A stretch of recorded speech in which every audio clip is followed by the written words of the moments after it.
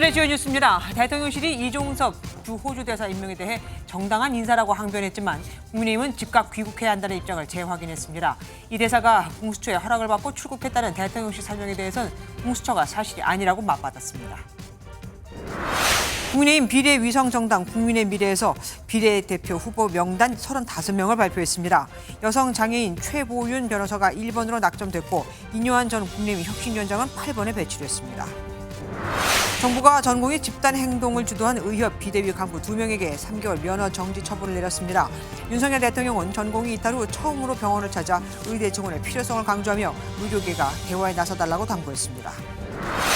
지난해 6월 광주의 한 고등학교에서 남학생이 여교사를 실신할 정도로 폭행한 사건이 벌어졌습니다. 교권보호위원회가 열렸지만 학교 측은 학생에게 퇴학 대신 자퇴 처리를 했고 기간제인 피해 교사한테는 퇴직을 권유한 것으로 드러났습니다. 단독 보도합니다.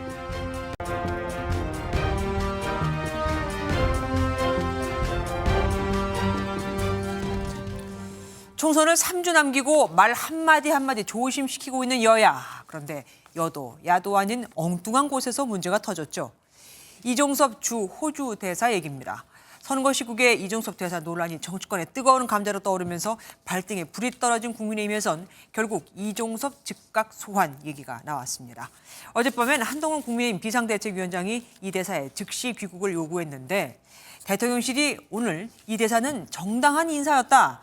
문제가 없다는 걸 거듭 강조하면서 이러다 자칫 당정 갈등 시즌2가 나오는 게 아니냐는 말까지 나올 지경이 됐습니다. 대통령실과 여당이 또 충돌한 거니까요.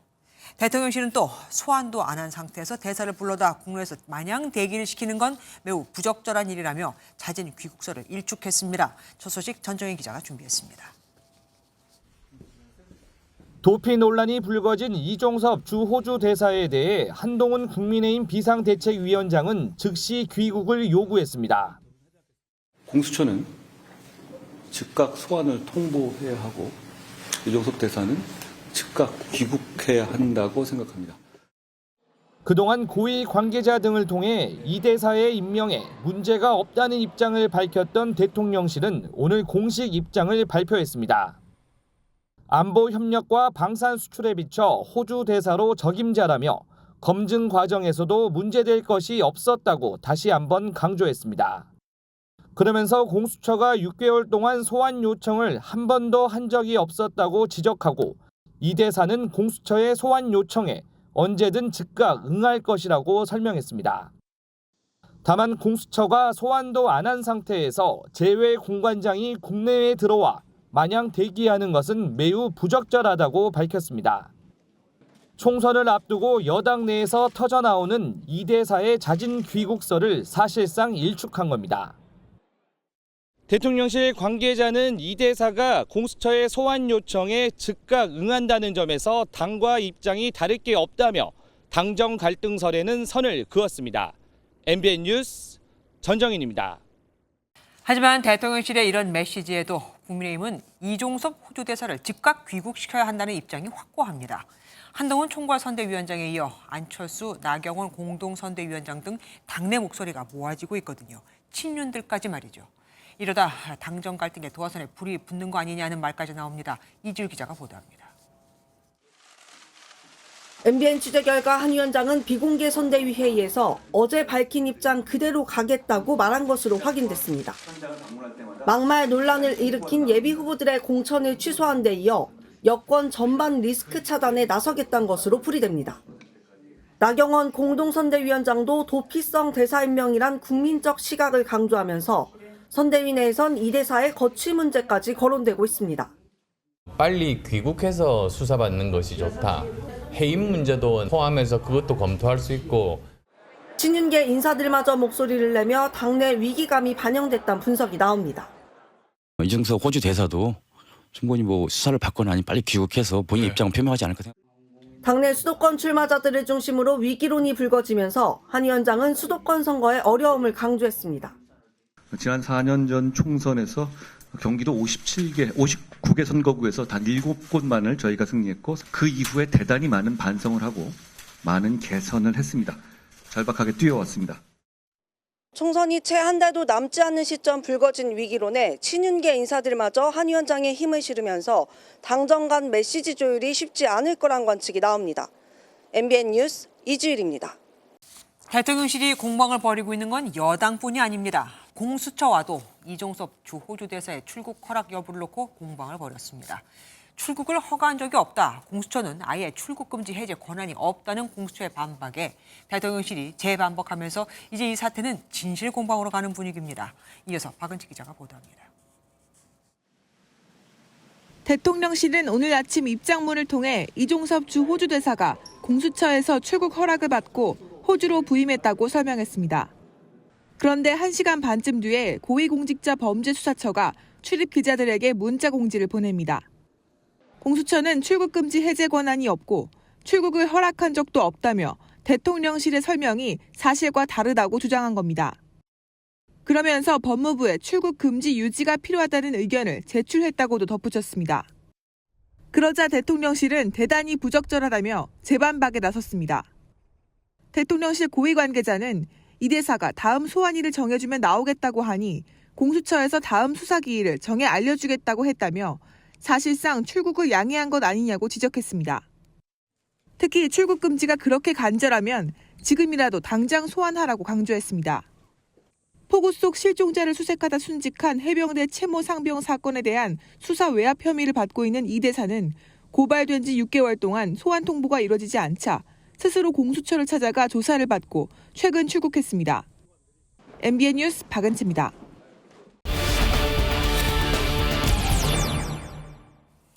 무엇이 진실인 걸까요? 대통령실 취재하는 이기종 기자와 더 알아보겠습니다. 어서 오십시오. 이종섭 주 호주 대사의 거취를 두고 여권에서 아주 강하게 목소리를 내고 있습니다. 이러다가 정말 제2의 당정 갈등 나오는 거 아닙니까? 네, 기억하시죠? 윤석열 대통령과 한동훈 국민의힘 총괄선대위원장이 김경률 비대위원의 공천 문제 등을 두고 갈등을 빚었던 게 그렇죠. 2달 전입니다. 당시를 두고 대통령실 고위 관계자는 여권에 괴멸적 타격을 줄 수 있는 위기였다고 평가했는데요. 지금은 총선을 불과 3주 정도 앞둔 시점입니다. 이번에 갈등이 불거지면 후폭풍이 어느 정도일지 예측하기 어렵죠. 대통령실은 갈등설을 조기에 차단하려 애쓰고 있습니다. 윤한 갈등이라는 건 맞지 않다. 공수처가 소환하면 이 대사가 즉각 귀국한다는 건 대통령실이 누차 얘기해온 입장이라고 설명했는데요. 공수처가 이 사안을 정치적으로 활용하고 있다는 것이 본질이지 당정 갈등 사안이 아니라는 겁니다. 그래서일까요? 절대로 물러서지 않을 것 같은 한동훈 위원장. 추가적인 언급을 안 하고 있어요. 네, 오늘 한 위원장은 이 대사 문제에 대해서는 특별한 언급을 하지 않았습니다. 출근길마다 이루어졌던 기자들과 질의응답도 하지 않았습니다. 선대위 체제로 전환했으니 필요할 때 질문을 받겠다는 설명인데요. 한 위원장 역시 당정이 충돌하는 모양새는 일단 피한 걸로 보입니다. 근데 문제는 또 하나 있습니다. 기자들과의 식사 자리에서 부적절한 발언을 한 것으로 알려진 황상무 시민사회수석. 이 문제는 어떻습니까? 네, 야당은 물론 한동훈 위원장도 스스로 거취를 결정해야 한다며 사퇴를 압박하고 있습니다. 안철수 의원, 나경원 전 의원 등도 한 목소리로 사퇴를 촉구했습니다. 대통령실 내부에서도 개인의 문제인 만큼 인사권자에게 부담을 주지 말고 황 수석이 결단할 필요가 있다는 의견이 적지 않습니다. 대통령실 관계자는 황 수석을 지키자는 건 아니라면서 여론 추이를 지켜보고 있다고 말했습니다. 또 황 수석의 개인적 결단을 촉구한 것이지 대통령실의 대응을 문제 삼은 건 아니지 않느냐며 역시 당정 갈등으로 비화되는 걸 염려하고 있습니다. 그럼 황 수석 자진 사퇴하는 겁니까? 네, 황 수석은 추가적인 입장이 있느냐 이런 질의에 송구하다면서 직접적인 답은 오늘도 피했습니다.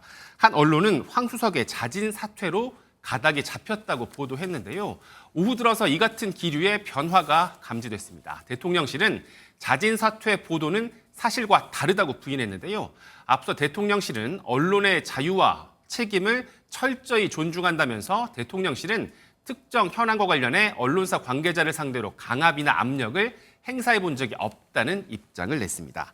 황 수석의 발언이 부적절했지만 사퇴할 만한 사안은 아니라는 판단을 내리고 논란을 정면 돌파하려는 것이라는 해석이 나오고 있습니다. 네. 당정의 이견이 점점 더 커지는 양상으로 가겠습니다. 그러게요. 여당이 지금 바라고 있는 건 하나도 받지 않은 셈이 됐으니까요. 두고 봐야겠습니다. 뉴스 추적 이기종 기자와 함께했습니다. 고맙습니다.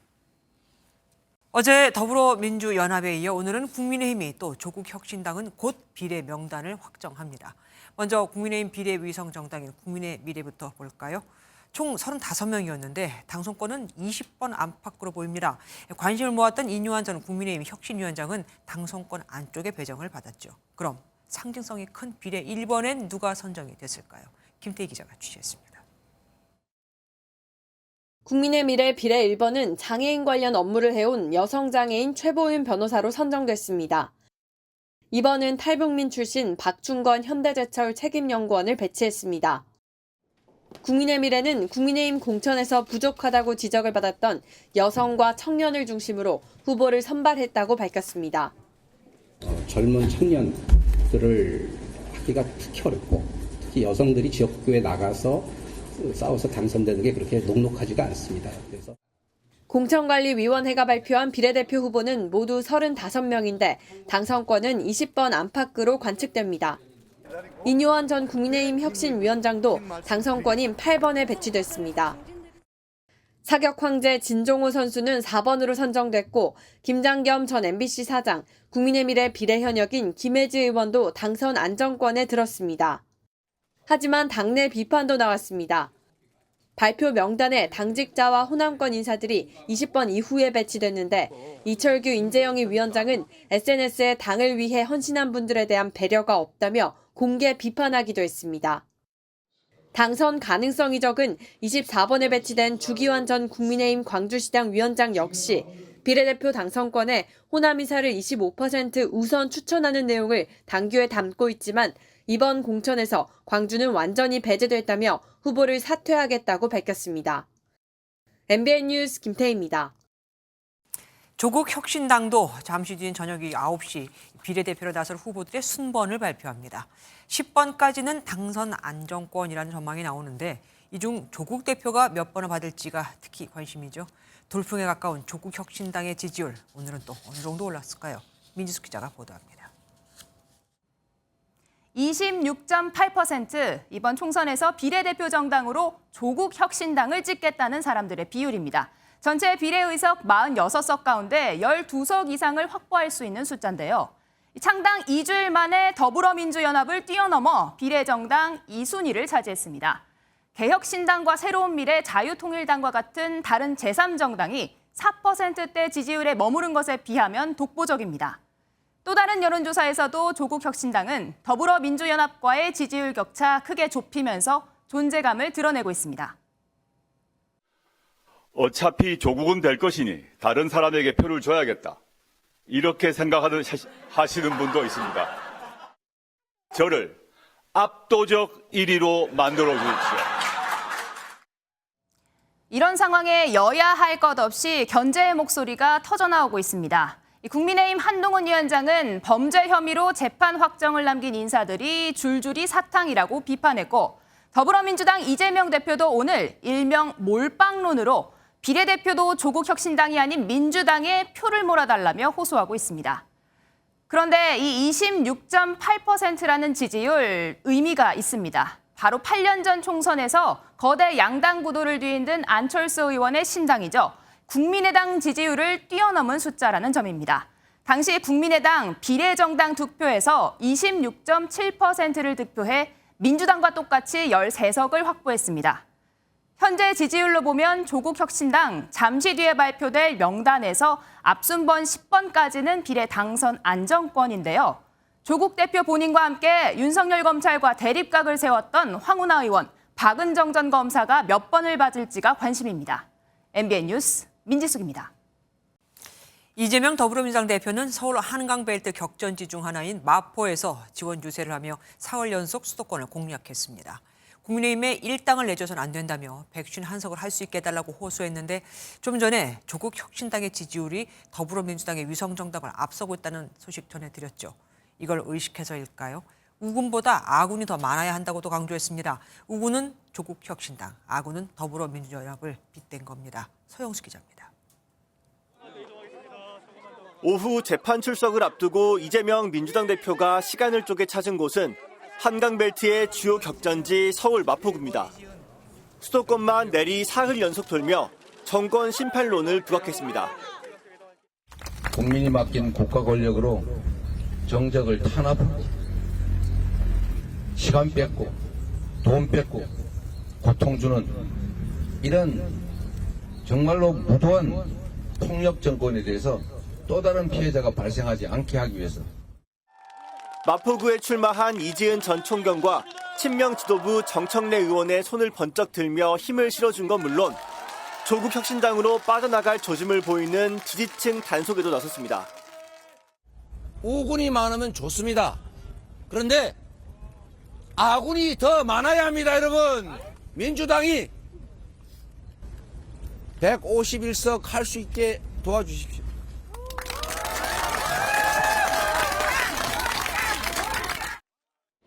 이재명 대표는 마포 주민들이 많이 찾는 상가를 돌며 정권 심판을 위해 힘을 모아달라고 호소했습니다.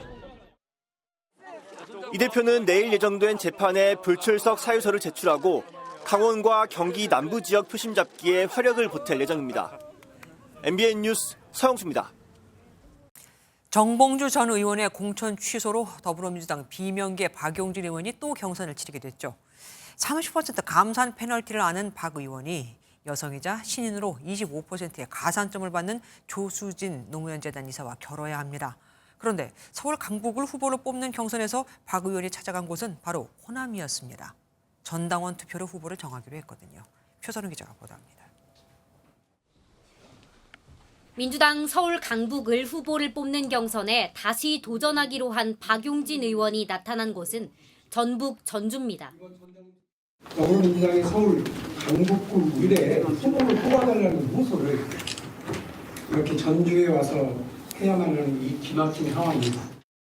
민주당 당원에는 국민참여 경선으로 하게 돼 있지만 이번 경선에 한해 전국 권리당원 70%, 강북을 권리당원 30% 투표로 뽑기로 하자 자신의 고향과 민주당의 텃밭 광주를 잇따라 방문하며 지지를 호소했습니다.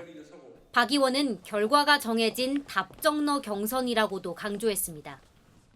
룰 안에서 박용진은 도저히 이길 수가 없는 규칙이라고 하는데 심지어 국민 참여 경선으로 해야 하는 당원에 위배되고 있다면 이재명 대표도 알고 저도 알고 있습니다.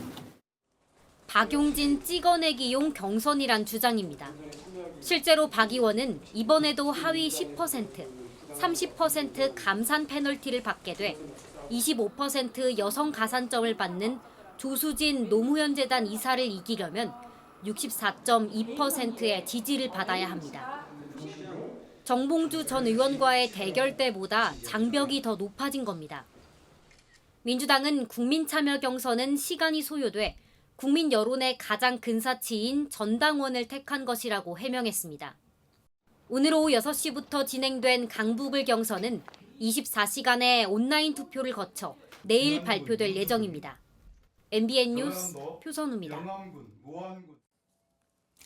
고 노무현 전 대통령 비하 발언으로 논란이 된 더불어민주당 양문석 경기 안산시갑 예비 후보는 봉하마을을 찾아 노 전 대통령 묘역 앞에서 무릎을 꿇었습니다. 논란이 커지자 직접 수습에 나선 건데 취재진을 피하기 위해서 예고보다 빠른 시간에 참배를 했죠. 이재명 대표는 계속되는 공천 철회 요구에 국민이 판단할 일이라고 선을 그었고 유시민 전 노무현 이사장까지 나서서 공천 유지에 힘을 실어주었습니다. 장명훈 기자입니다. 양문석 경기 안산시갑 예비후보는 예상보다 빠른 시각 봉하마을에 기습 방문했습니다. 고 노무현 전 대통령의 묘역 앞에서 무릎을 꿇고 유가족과 국민께 사죄하는 마음으로 왔다고 밝힌 것으로 알려졌습니다. 과거 노 전 대통령을 불량품, 매국노 등으로 비하한 발언에 당내 사퇴 압박이 거세지자 불끄기에 나선 겁니다. 양 후보는 10분 만에 자리를 떴고 권양숙 여사 예방도 없었습니다. 또 과거 노 전 대통령을 가면 쓴 미국인이라며 쫓아내자고 주장한 사실이 추가로 드러나기도 했습니다.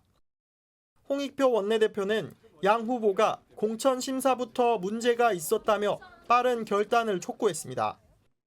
도덕성 문제에 대해서 특히 외부위원들께서도 여러분이 거의 최하점을 주고 여러 가지 선당후사의 모습도 필요하지 않을까 생각합니다. 이재명 대표는 양 후보의 공천 취소에 선을 그었습니다. 과거에도 사과했던 걸로 압니다. 또 사과하고 있습니다. 그 이상의 책임을 물을 것인지는 우리 국민들께서 판단하실 걸로 생각합니다. 원조친노 유시민 전 노무현 재단 이사장 역시 후보의 과거 발언은 공직자 자격 기준이 될 수 없다며 안 계신 노 대통령 애달파하지 말고 살아있는 당대표한테나 좀 잘하라고 두둔했습니다. MBN 뉴스 장명훈입니다. 오고 가는 언제 매일 여의도는 전쟁 중 Talk to me. 국회 출입하는 김도현 기자와 정치권 소식 더 알아보는 총선 톡톡 시간 갖겠습니다. 어서 오십시오. 정봉주 전 의원 공천 취소 이후에 잠잠하다 싶었는데 오늘 기자회견을 했다고요? 네, 그렇습니다. 정봉주 전 의원은 선당 후사하겠다 이런 내용의 기자회견을 열었습니다. 심경이 복잡한 듯 울먹이기도 했는데 직접 들어보시죠.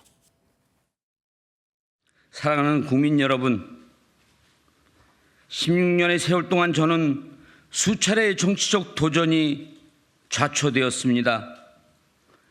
꼬리표처럼 따라다닌 몇 가지 허물이 반복적으로 제기되었기 때문입니다. 네, 이어 민주당 승리를 위해 이재명 대표를 중심으로 나아가자고 덧붙였습니다. 정 전 의원은 다시 치러지는 서울 강북을에서 양자 경선에서 조수진 변호사를 응원하겠다고 밝히기도 했습니다. 다음 오겠습니다. 이번에는 국민의힘 소식인가 봅니다. 장해찬 예전 후보잖아요. 지금 어떻게 됐습니까? 기자회견을 했다고 들었는데요. 네, 장해찬 전 청년 최고위원 역시 오늘 기자회견장에서 마찬가지로 눈물을 좀 보였습니다. 다만 정봉주 전 의원과는 조금 다른 선택을 했는데 먼저 들어보시겠습니다. 표현은 거칠고 부끄럽지만 민주당 정치인들의 막말보다 더한 취급을 받을 내용은 아닙니다. 오직 선수 후사하겠습니다. 수영구 발전이 먼저입니다. 네, 선수 후사, 즉 본인이 출마한 지역구인 부산 수영구를 먼저 생각하겠단 말입니다. 선당 후사, 선수 후사, 정치인들은 참 말을 잘 만들어내는 것 같습니다. 그리고 이해찬 상임선대위원장, 이분은 예전부터 숫자 얘기를 참 잘해 오셨는데 또 숫자 얘기를 했다고요? 네, 구체적인 투표율을 언급했습니다. 이해찬 선대위원장이 이번 선거에서 반드시 투표율이 65%는 나와야 한다고 밝혔습니다. 투표율. 백문이 불여 일견이라는 말이 있지 않습니까? 백문이 불여 1표입니다. 그러니까 65%가 반드시 넘어야 되는데 거당적으로 투표 동료를 아주 줄기차게. 네, 민주당이 이기기 위해선 투표율이 무엇보다도 중요하다고 강조한 겁니다. 진보 진영에서는 늘 투표율이 높아야 된다고 얘기를 하죠. 그런데 하필 오늘은 65%라고 수치를 딱 정해서 얘기를 했습니다. 네, 과거 전례가 있기 때문입니다. 민주당이 180석을 얻은 21대 총선의 투표율은 66.2%였습니다. 18대 총선 투표율은 46.1%로 극히 낮았는데 이땐 보수 정당이 압승을 거뒀습니다. 보수 정당의 지지자들은 유리하거나 불리하거나 상관없이 투표에 항상 나옵니다. 근데 민주당은 안 나오는 경우가 있었고 그 안 나올 때마다 대패를 했습니다. 투표율이 높으면 아무래도 범야권 지지층이 많이 나올 것이란 전략으로 풀이됩니다. 투표 동료가 나오는 거 보니까 정말 총선이 코앞에 다가오긴 했나 봅니다. 다음 키워드 보겠습니다. 무슨 말입니까? 예측이 안 됩니다. 네, 지난 5일 민주당 지지자들이 주로 모인 한 페이스북 페이지에 홍보물이 하나 올라왔습니다. 네. 냄비는 밟아야 제맛이라는 말과 함께 류삼영 민주당 동작을 예비후보 사진이 함께 걸려 있습니다. 동작을 해서 나베를 밟아버릴 강력한 후보 이런 내용도 담겼습니다. 잠깐만, 나베는 나경원 후보랑 일본 아베 신조 총리, 전 총리를 섞은 비하 표현인데 이거를 지금 류 후보 측에서 홍보물로 내놓은 겁니까? 네, 나베는 냄비의 일본어기도 한데 네. 주로 여성을 성적으로 비하하는 속어로도 그렇죠. 쓰인다고 합니다. 네. 류 후보는 SNS에 관련 웹자보를 제작, 유포하지 않았고 상대 후보를 비하하는 선거운동은 일절 기획하고 있지 않다고 밝혔습니다. 이어 류삼영 후보의 생각과도 다르다고 거듭 강조하며 유포를 자제해달라고 당부했습니다. 말 한마디가 중요할 텐데 당연히 해명을 해야겠네요. 지금까지 김도현 기자와 함께했습니다. 고맙습니다. 다음 소식입니다. 금 사과를 넘어 이젠 다이아몬드 사과란 말이 나올 정도로 급등한 과일값. 당연히 원성도 높습니다. 여당 입장에서는 선거에도 좋을 리 없겠죠. 결국 윤석열 대통령이 특단의 조치를 마련하라고 강조하며 농산물값 안정을 위한 파격적인 조치를 지시했습니다. 강재묵 기자입니다. 서울 서초구 한 대형마트를 찾은 윤석열 대통령. 치솟은 물가와 함께 최근 금사과로 표현되고 있는 사과 가격을 살펴봅니다. 사과, 금사과, 사과가 좀 귀하다 그러면 나라도 사과를 좀 딴 거로 좀 대체할. 국민과일로 대표되는 사과는 지난해 생산량이 전년 대비 30% 줄어들며 최근 급격히 가격이 올랐습니다. 결국 정부는 마트에서 민생 점검 회의를 열고 가격이 급등한 사과와 배 등 농산물 값 잡기 총력전에 나섰습니다. 상당한 기간 동안 높은 가격이 예상되는 사과와 배는 더 파격적으로 지원하겠습니다. 대체 과일의 가격 안정을 위해 우선 정부는 긴급 농축산물 가격 안정 자금 1,500억 원을 이번 주 즉시 투입시키기로 했습니다. 또 사과와 배 등 국내 공급이 부족한 과일을 대체할 수 있도록 할당 관세 대상 품목을 대폭 확대하고 물량도 무제한으로 풀겠다고 밝혔습니다. 이어 정부는 바나나, 오렌지를 중심으로 정부 직수입 물량을 확대해 다음 달까지 집중적으로 공급하기로 했습니다. MBN 뉴스 강재묵입니다. 전공의들의 집단 이탈 거의 한 달째. 그동안 의료 공백으로 인한 피해 신고는 500건 이상. 단순 계산만으로도 하루에 환자 10여 명이 위급 상황을 호소한 게 되죠. 이런 가운데 조금 전 서울대 의대 교수협의회 비상대책위원회가 총회를 열고 내일부터 비대위에 사직서를 제출하기로 의결했습니다. 25일엔 제출된 사직서를 모아서 일괄 제출하기로 했죠. 현장 연결해 보겠습니다. 안병수 기자, 이른바 빅5 병원 교수들을 선제적으로 집단 사직을 할 가능성도 있는 겁니까?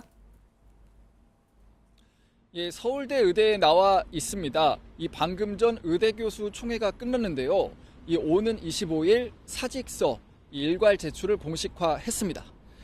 이 총회 참석자의 75%인 283명이 집단 행동의 뜻을 모았는데요.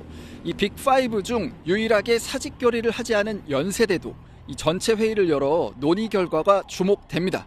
이 조규홍 복지부 장관은 오늘은 빅5 병원장, 내일은 국립대 병원장과 릴레이 간담회를 통해 이 사직 만류를 요청할 계획입니다.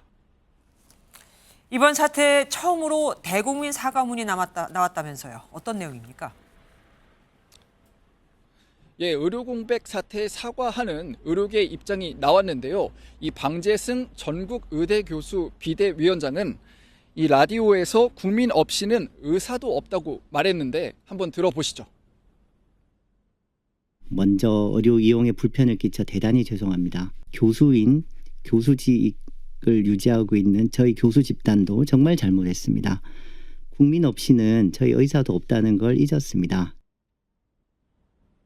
환자 피해가 커지면서 역풍을 의식한 발언으로 분석되는데 방 위원장은 사직서 제출이 마지막 카드라며 이 집단 행동은 이어갈 뜻도 내비쳤습니다. 처음으로 면허 정지 사례도 나왔다면서요.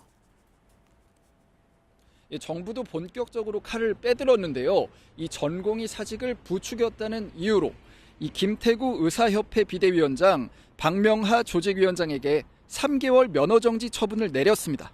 이 6천 명에 이르는 전공의들도 행정처분 사전 통지를 받은 만큼 이르면 다음 주 무더기 처분이 진행될 수 있다는 관측도 나옵니다. 지금까지 서울대 의대에서 MBN 뉴스 안병수입니다. 윤석열 대통령이 의료 대란 이후 처음으로 병원을 찾아 현장을 지키는 의사들을 만났습니다. 의료의 질이 저하되는 일은 없을 거라며 후배들, 그러니까 전공의들을 잘 설득해 대화에 나서겠다라고 당부하기도 했는데 대통령실 다만 2,000명 증원이라는 원칙에는 변함이 없다고 다시 한번 강조했습니다. 강세형 기자가 취재했습니다. 윤석열 대통령이 빅5 병원 중 한 곳인 서울 아산 어린이병원에 방문했습니다. 윤 대통령은 소아과의 지원을 아끼지 않겠다며 정부를 믿고 대화에 나와달라고 직접 호소했습니다. 의료진들이 지치지 않고 아이들을 치료하는 데 집중할 수 있도록 더 확실하게 지원하겠습니다. 역대 정부가 단계적 지원을 이루지 못해 의료개혁이 늦어진 만큼 현 시점에서 2,000명 지원은 불가피한 조치란 점도 거듭 강조했습니다. 대통령실에서 의대 증원 규모를 두고 의료계와 논의할 수 있다는 발언이 나오고 그 의제에 대해서는 저희는 오픈돼 있고 어떤 350명 또 뭐 500명 이렇게 하는데 그 근거를 좀 제시를 해줬으면 좋겠어요. 정부가 한 발 물러선 것 아니냐는 해석이 나오자 대통령실은 곧바로 기조가 변한 건 아니라고 강조했습니다. 대통령실 고위 관계자는 의대 정원 2,000명 증원 원칙은 확고하다고 잘라 말했습니다. 실제로 정부는 대학별 의대 정원 배분에 속도를 내고 있습니다. 빠르면 이번 주 안에 배분 절차가 마무리될 것으로 보이는데 정원이 결정되면 2,000명 지원을 되돌리긴 쉽지 않아집니다. 대학들이 본격적으로 입시 요강을 짜 공지하고 교육 인력과 시설에 투자하기 때문입니다. 결국 정원을 발표한 뒤에는 증원 규모를 유지하며 어떻게 의료를 정상화할지가 과제로 남을 것이란 전망이 나옵니다. MBN 뉴스 강세현입니다. 정부는 당근도 제시했습니다. 필수 의료 분야 수가 개선에도 속도를 내겠다고요. 저출산 등 영향으로 수요가 줄어든 소아청소년과와 분만 등 이 분야에는 3조 원 이상을 투입하는 한편 난이도가 높고 위험도가 큰 필수 의료 보상도 충분히 강화하기로 했습니다. 전남주 기자입니다. 몇 년 전부터 분만을 포기한 경기도의 한 산부인과입니다. 고령 산모가 늘면서 분만 위험성은 커지고 있지만 턱없이 낮은 수가 탓에 분만을 포기하거나 문을 닫는 산부인과가 늘어나는 겁니다. 우리나라에서 아이 한 명을 낳을 때 산부인과가 받는 분만 수가는 80만 원 수준으로 OECD 평균의 5분의 1에 불과합니다. 정부가 필수 의료 분야에 대한 보상을 늘리기 위해 현행 수가 제도를 전면 개편합니다. 소아와 분만 분야엔 3조 원 이상을, 난도가 높은 중증 질환엔 5조 원 이상을 투입하겠다는 방침입니다. MRI를 찍는 수가가 응급수술 수가보다 높게 책정되는 등 그동안 지적되어 온 불합리한 부분도 개선됩니다. 지불의 정확도가 높은 장점이 있는 반면 행위량을 늘릴수록 수익이 생기기 때문에 행위량을 늘리는 데 집중하게 돼 치료 성과나 의료비 지출 증가를 제대로 제어하지 못하는 단점이 병원마다 경쟁적으로 CT나 MRI 등 고가 장비를 이용한 검사로 의료 비용을 높여온 것에 대한 비판으로 읽히는데 과잉 진료를 줄일 수 있을 것으로 전망됩니다. 현재 수가제를 유지하면 고령화로 늘어날 의료비 지출을 감당하기 어렵다는 것이 정부의 설명입니다. 정부는 오는 2028년까지 10조 원 이상을 필수 의료에 투자할 계획입니다. MBN 뉴스 전남주입니다. 이재명 민주당 대표는 이번 주에도 재판에 3차례 출석해야 합니다. 오늘은 아내 김혜경 씨의 재판도 동시에 열렸죠. 이 대표 측은 내일 재판에는 불출석하겠다는 뜻을 밝혔습니다. 우정환 기자입니다. 이재명 더불어민주당 대표가 위증교사 혐의 재판을 받기 위해 법정으로 향합니다. 이번 주만 3번 재판인데 선거에 영향 없다고 보십니까? 오늘 재판에서는 이 대표 측이 김진성 전 김병량 경기 성남시장 수행비서를 신문했습니다. 이 대표 요구로 위증한 혐의를 받는 김 전 비서는 이 대표에 대한 두려움을 호소했고 재판부는 김 전 비서와 이 대표 사이에 가림막을 설치하도록 했습니다. 백현동 의혹으로 1심에서 실형을 선고받은 김인섭 전 한국하우징기술 대표의 측근이기도 했던 김 전 비서는 이 대표가 김 전 대표와 자주 통화하는 걸 들었다고 진술했습니다. 이 대표는 내일도 법정에 나와야 하는데 재판부에 불출석 사유서를 제출했습니다.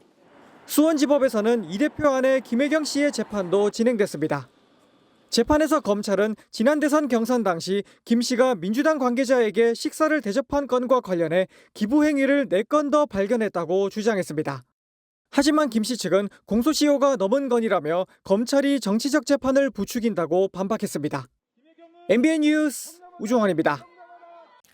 경기도 김포에서 경비원에게 흉기를 휘두르고 달아난 70대가 6시간 만에 붙잡혔습니다. 여기까지만도 충격적인데 이 남성의 집 안에선 함께 살던 전 아내가 숨진 채 발견됐습니다. 이재호 기자가 보도합니다. 피를 흘리며 아파트 경비원이 도움을 요청합니다. 경비원 뒤로는 한 남성이 흉기로 보이는 무언가를 들고 유유히 사라집니다. 오늘 오전 7시 20분쯤 경기도 김포의 한 아파트 경비실 인근에서 70대 남성이 흉기를 휘둘렀습니다. 혼자 근무하다 저거 했으니까 우리도 그 상황에서는 잘 모르겠어요. 경찰 조사에서 피해 경비원은 아파트 입주민인 남성이 차 한잔 마시자고에 대화를 하던 중 갑자기 흉기를 휘둘렀다고 진술했습니다. 곧바로 추격에 나선 경찰은 남성의 집 거실에서 흉기에 찔려 숨져 있는 60대 여성을 발견했습니다. 숨진 여성은 도주한 남성의 전 아내로 한 집에서 같이 살아온 것으로 알려졌습니다. 전처 부분에 있어서는 의심은 많이 강하게 되지만은 조사는 한 건 아니기 때문에 범행 후 자기 차를 운전해 경기도 고양의 한 모텔에 숨어있던 남성은 추격하던 경찰에 6시간 만에 붙잡혔습니다. 경찰은 범행 동기를 밝히는 데 주력한 뒤 구속영장을 신청할 방침입니다. MBN 뉴스 이조입니다. 잇따른 현직 경찰들의 비위에 윤희근 경찰청장이 특별 경보를 발령한 게 지난 7일입니다. 경찰관의 음주운전 사고에 10대와 성관계를 하고 불법 촬영을 하던 경찰이 붙잡히는 등 기강회의가 극에 달했거든요. 그럼 경찰청장의 경고 뒤에는 괜찮아졌느냐? 아닙니다. 한번 보시죠. 전민석 기자가 보도합니다.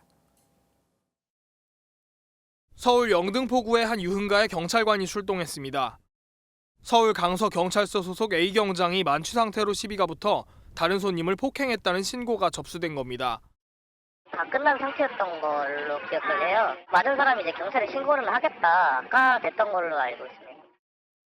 출동한 경찰은 20여 분 동안 동행할 것을 설득했지만 A경장이 강하게 거부하자 결국 신분만 확인하고 돌아갔습니다. 경찰은 A경장을 직위 해제하고 징계 절차에 들어갈 예정입니다. 앞서 서울 강북경찰서 소속 경찰관은 성매매를 하다 적발되고 10대 여성과 성관계를 하고 불법 촬영까지 한 경찰관도 붙잡혔습니다. 폭행과 음주운전, 성범죄 등 현직 경찰관의 비위 사건이 잇따르자 윤희근 경찰청장은 의무위반 근절 특별 경보를 발령했습니다.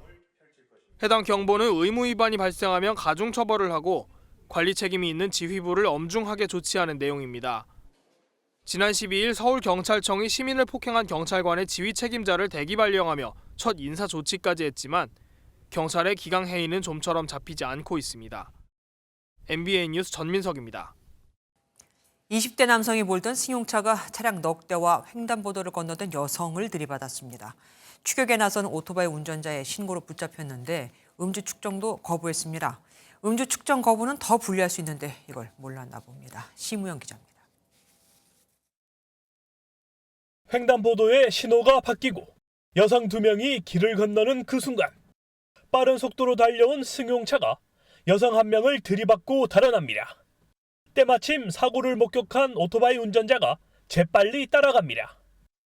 건너시는데 차량이 와가 속도를 주지 않고 이제 안심을 치고 그냥 우회전하고 그냥 가는 걸 봤습니다. 퍽 그냥 하면서 여기까지 들리시니까. 다음 사거리에 나타난 도주 차량. 앞 보닛이 들린 채 신호를 위반하다 다른 차량과 부딪힙니다. 위험천만한 도주에 시민들이 쫓아오자 차에서 내려 골목길로 뛰어갑니다. 어제 오전 10시 5분쯤 대구 평리동에서 20대 남성이 몰던 승용차가 차량 4대와 보행자 1명을 들이받아 6명이 다쳤습니다. 차를 버리고 도주한 운전자는 추격에 나선 오토바이 운전자의 신고로 사고 지점에서 1km 떨어진 이곳 골목길에서 붙잡혔습니다. 남성은 경찰의 음주 측정도 거부했습니다. 측정은 이제 거부한 건 맞아요. 일반 음주 수치 나오는 것보다 좀 처벌 정도가 세거든요. 무면은 아니고. 경찰은 검거에 도움을 준 오토바이 운전자에게 표창장과 함께 상을 줄 계획입니다. MBN 뉴스 심호영입니다. 지난해 고등학생이 학교에서 자기 자리가 마음에 들지 않는다며 담임인 여교사를 시신할 때까지 폭행한 사건이 있었습니다. 명백한 교권 침해 사건이죠. 그런데 이상합니다. 피해자인 교사가 쫓겨나다시피 교단을 떠나야 했거든요. 대체 무슨 일이 있었던 걸까요? 정치훈 기자가 단독 보도합니다. 지난해 6월 말 광주광역시 한 고등학교에서 수업 시간에 한 남학생이 담임인 여교사에게 폭력을 휘둘렀습니다. 자리 배정에 불만을 품고 주먹질이 5분간 이어졌고 교사가 그 자리에서 기절하고 나서야 멈췄습니다. 곧바로 교권보호위원회가 열렸고 가해 학생에 대해 퇴학 조치를 의결했습니다. 당시 광주시 교육청도 명백한 교권 침해 사건으로 보고 엄중 대응을 약속했습니다. 그러나 학교는 교권보호위원회 의결을 무시한 채 가해 학생에 대해 퇴학이 아닌 자퇴로 매듭지었습니다. 자퇴는 퇴학과 달리 전학이나 재입학이 가능하고 학생생활기록부에도 징계로 기록되지 않습니다. 심지어 학교는 자퇴 서류 작성을 위해 피해 교사에게 이번 도중 가해 학생 부모를 다시 만나게 했습니다. 명백한 2차 피해입니다. 한술 더 떠 학교 측은 자퇴 처리가 마무리되자 기간제 신분인 피해 교사에게 퇴직을 권유했습니다. 제가 마치 가해자인 것처럼 굉장히 움츠러들어서 지금 생활하고 있거든요. 저는 명백한 피해자인데 왜 제가 무슨 잘못을 한 것처럼. 피해 교사는 결국 올해 2월 계약 만료와 함께 쫓겨나다시피 교단을 떠났습니다.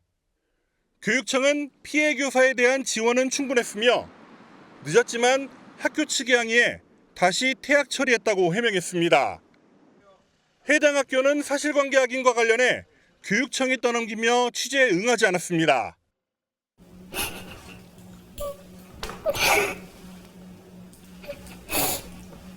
진짜 학생들하고 함께하는 선생님 되고 싶었어요. MBN 뉴스 정춘입니다.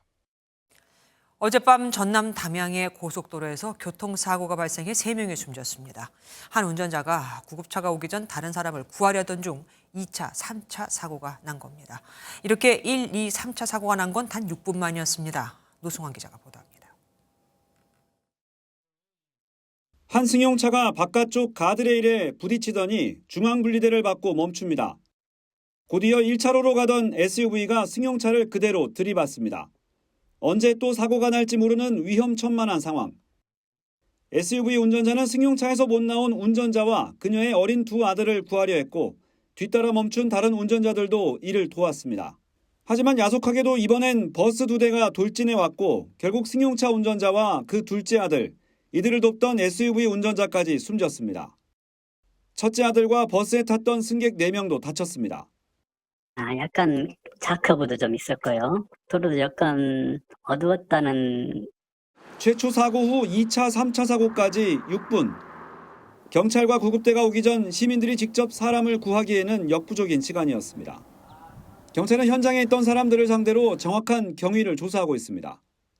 MBN 뉴스 노승환입니다. 우리 소 한우가 더 맛있고 또 더 비싼 만큼 한우 수정에 필요한 씨수소, 이 정액도 비쌉니다. 암소 한 마리가 새끼를 갖게 할 때마다 많게는 100만 원씩 들거든요. 이렇다 보니 정액을 훔쳐 파는 일까지 발생했는데 우리나라 최고 품질의 정액만 골라 담아갔다고 합니다. 금액으로 치면 1억 원어치가 넘죠. 장덕진 기자가 보도합니다. 전북 장수에 있는 한우 유전자 연구소.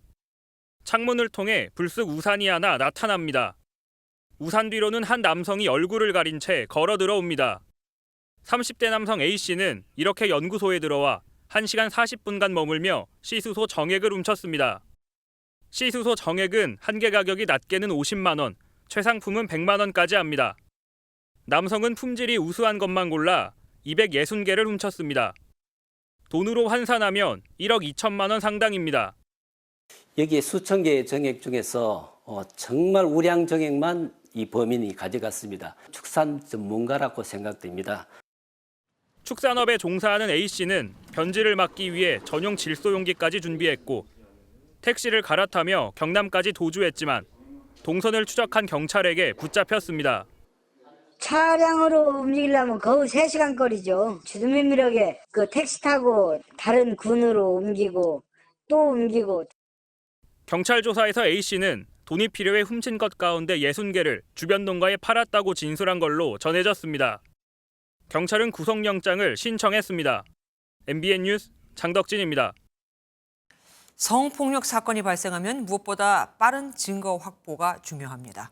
그래서 응급조치 겸 증거 확보를 위해 전국엔 해바라기 센터가 있는데 요즘 심하게 운영에 차질을 빚고 있습니다.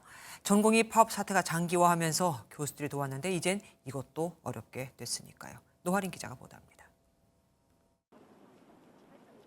서울 종로구의 해바라기 센터입니다. 주간에 전임이, 야간에는 전공의가 각각 배치돼 성폭력 피해를 당한 이들의 증거 채취 업무를 해왔습니다.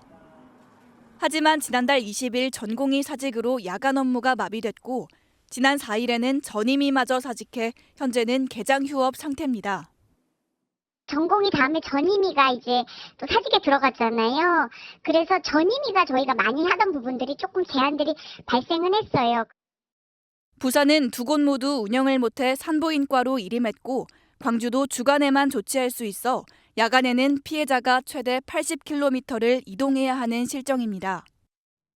광주에는 저희 조대 말고는 없는 시청이라 야간에 그래서 저희가 인근센터로 연계를 하는 거. 전국 39개 해바라기 센터 중 8곳에서 의사의 처치가 필요한 응급키트 조치가 주간에만 가능하거나 아예 불가능한 상황입니다. 일부 전문가들은 제때 증거를 채취하지 못하면 피해 입증이 어려워질 수 있다고 우려합니다. 객관적인 증거가 있을수록 유죄 확률이 높아지니까 피해자 입장에서는 사실 그런 것이 조금 불안할 수도 있고. 전공의의 파업이 장기화하면서 정부의 대책 역시 시급해 보입니다. MBN 뉴스 노하린입니다. 이변은 없었습니다. 러시아 대선에서 블라디미르 푸틴 대통령이 5선에 성공하며 임기를 2030년까지 연장했습니다. 득표율은 예상보다 더 높아서 무려 90%에 육박했죠. 당선이 되자마자 확정되자마자 푸틴은 3차 대전을 언급하며 나토와 미국을 겁박했습니다. 이기옥 기자가 보도합니다. 러시아 대선이 치러지기 전부터 푸틴 대통령의 당선은 확실한 분위기였습니다. 오히려 관심은 득표율이었습니다. После обработки 24,87,87,9, так 87,97%.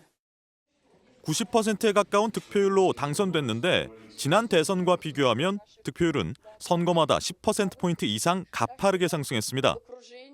2030년까지 임기를 늘린 푸틴 대통령은 다음 대선에서도 출마해 당선되면 84세까지 사실상 종신 집권이 가능해집니다. 압도적인 득표율로 우크라이나 전쟁에 대한 정당성을 확보한 푸틴 대통령은 러시아가 더 강해져야 한다며 군대 강화가 주요 목표 중 하나라고 강조했습니다.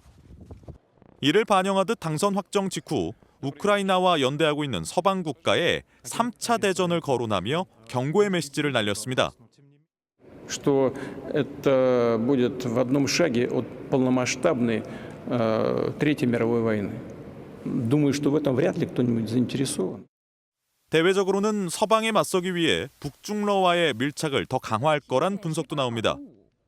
푸틴 대통령이 방북길에 나설 것으로 예상되는 가운데 김정은 위원장은 푸틴의 당선이 확정되자마자 축전을 보내 당선을 축하했습니다.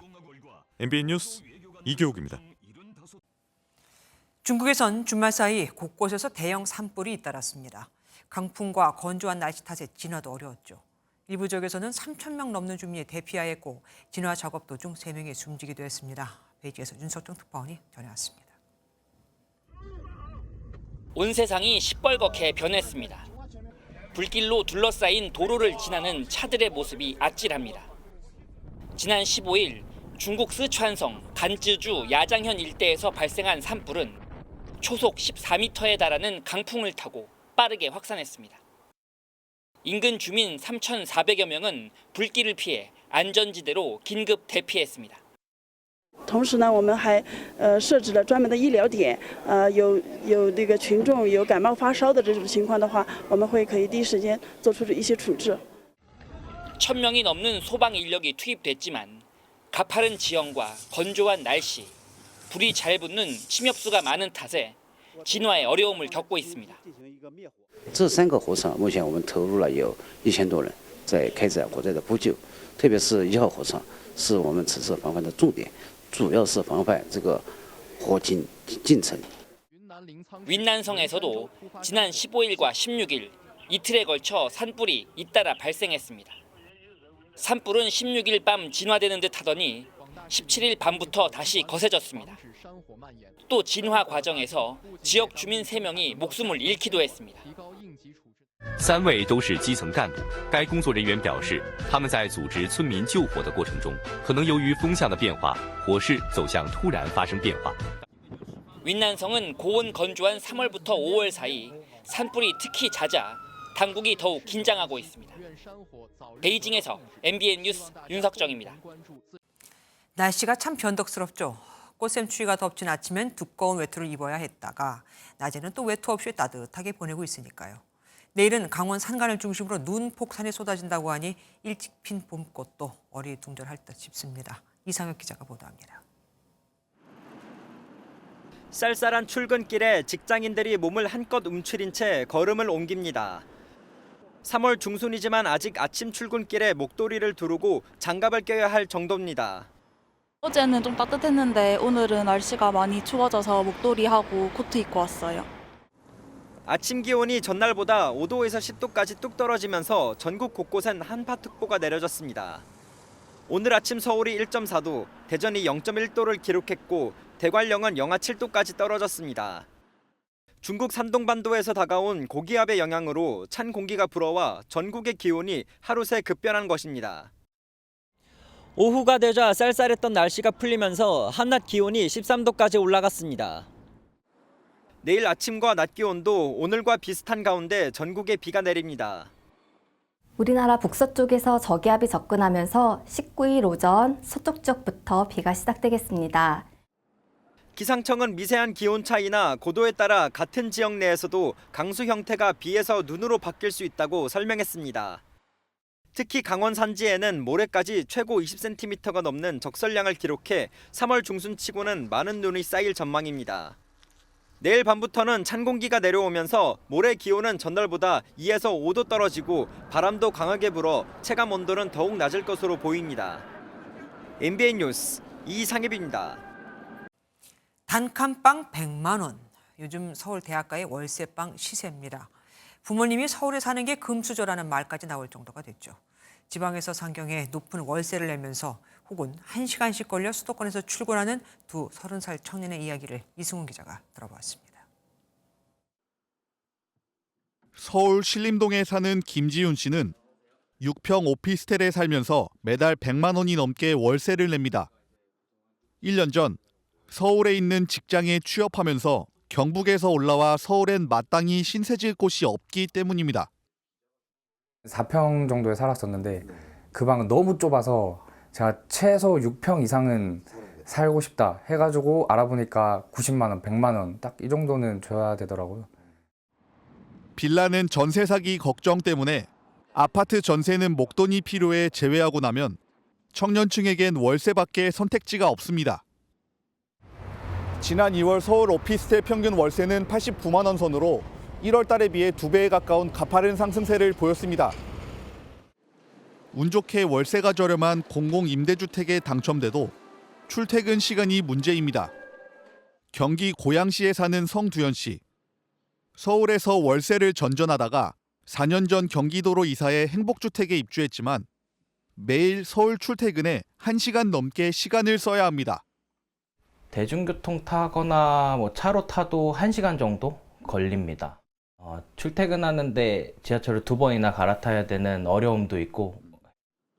지난해 서울에서 경기도로 옮겨간 사람은 28만 명인데 이 중 절반이 성 씨와 같은 2030 세대입니다.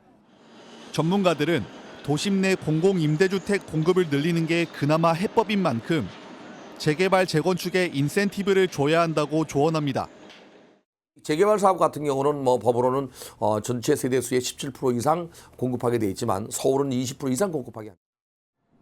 하지만 이런 정비 사업 역시 공사비 상승으로 갈등을 겪는 사업장이 늘고 있어 지방 청년들의 서울살이는 쉽지 않을 전망입니다. MBN 뉴스 이승훈입니다. 한국인의 밥상에 빠지지 않는 김치의 변화가 엄청납니다. 김치로 가루를 만들어 피자에 뿌려 먹기도 하고요. 김치로 잼을 만들어 빵에 발라 먹는 외국인도 있습니다. 세계인들이 이렇게 김치에 열광하는 이유, 정설민 기자가 알아봤습니다. 김치를 갈아 설탕을 넣고 졸입니다. 완성된 김치잼은 빵에 발라 먹습니다. Kimchi jam is slightly sweet with the iconic kimchi taste. 피자나 샐러드에 김치가루를 뿌려 먹기도 합니다. K푸드 대표 주자인 김치가 세계인의 입맛에 맞게 화려하게 변신하고 있습니다. 김치 담그기에 직접 도전한 외국인들에게 김치의 매력을 물었습니다. So I think all the ingredients are healthy and that's also important to me.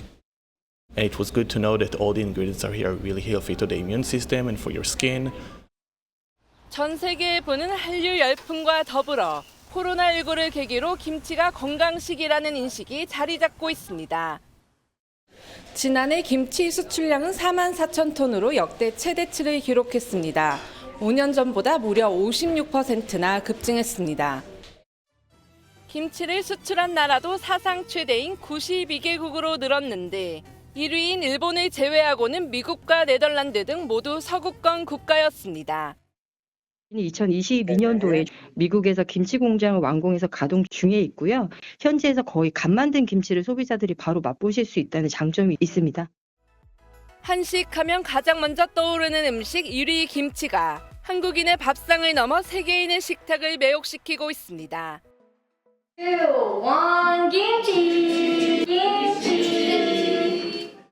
MBN 뉴스 정살민입니다. 스포츠 뉴스입니다. 황선홍 임시감독이 이끄는 축구대표팀이 태국과의 월드컵 2차 예선을 앞두고 소집 훈련을 시작했습니다. 따가운 시선을 의식했을까요? 15분만 공개된 훈련은 무거운 분위기 속에 이루어졌고 따로 선수 인터뷰는 없었습니다. 박규원 기자가 보도합니다. 계속된 논란으로 인한 비판 여론을 의식한 듯 축구대표팀의 첫날 훈련 분위기는 무거웠습니다. 소집 때마다 이루어지던 훈련 전 선수 인터뷰는 사라졌고 황선홍 임시감독만 취재진에게 짧은 입장을 전했습니다. 선수들과 얘기해봤을 때 굉장히 좀 많이 부담스러워하고 또 심적으로 굉장히 좀 어려워하고 있습니다. 손흥민, 김민재, 이강인 등 해외파 선수들이 순차적으로 모두 합류하면 정상적인 훈련은 수요일부터 가능할 전망입니다. 우리가 또 풀어야 될 숙제들이 있기 때문에 그거는 다 합류한 시점에서 뭔가 좀 명쾌하게 좀 해석을 하고 그리고 훈련하고 경기할 생각입니다. 손흥민 주장 체제를 유지할 것이라고 밝힌 황 감독은 축구협회와 협의한 끝에 자숙의 의미로 훈련 전 인터뷰는 물론 팬 참관 오픈 트레이닝 행사도 진행하지 않기로 결정했습니다. 각종 잡음 속에 소집된 축구대표팀이 태국과의 2연전을 승리로 장식하고 월드컵 본선 진출의 순항을 계속할 수 있을지 주목됩니다. MBN 뉴스 박규원입니다. 대기가 무척 건조합니다. 건조주의보가 내려진 데다가 바람까지 강하게 불어 산불이 나지 않도록 주의하셔야겠습니다. 내일은 이 건조함을 달래줄 비나 눈 소식이 있습니다. 내일 오전에 수도권과 충남부터 비가 내리기 시작해서 낮이 되면 그 밖에 전국으로 확대될 텐데요. 특히 강원 산지에 많은 눈이 예보됐습니다. 최대 20cm 이상의 폭설이 쏟아지겠습니다. 강원 내륙으로도 2에서 7cm, 그 밖에 중부 내륙으로는 적게는 1에서 많게는 5cm의 눈이 내려 쌓이겠습니다. 내일 아침 기온은 오늘보다 높겠고 낮 기온은 오늘보다 낮겠습니다. 서울은 12도, 춘천은 10도에 그치겠습니다. 남부지방도 광주와 부산이 14도로 오늘보다 4에서 5도가량 낮겠습니다. 강원 영동과 경북 지역의 강수는 모레까지 이어지겠고요. 오는 금요일과 토요일 사이 다시 전국에 비가 내릴 전망입니다. 내셨습니다.